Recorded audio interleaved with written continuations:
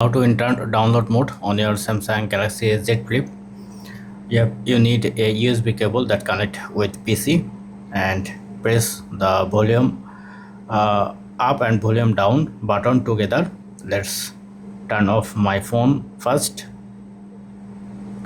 Now press two buttons together and insert the cable. Keep pressing until the screen is come. Then you can see your developer mode. To control your volume up and volume down will be cancel, and you can see side button show barcode and volume up to continue. Now you can access, and if you want to exit it, you have to remove your cable and volume down and power button. Press two buttons together until the screen gone.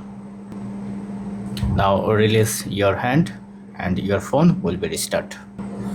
So that's it. If video helpful, please thumbs up and do subscribe. Thank you.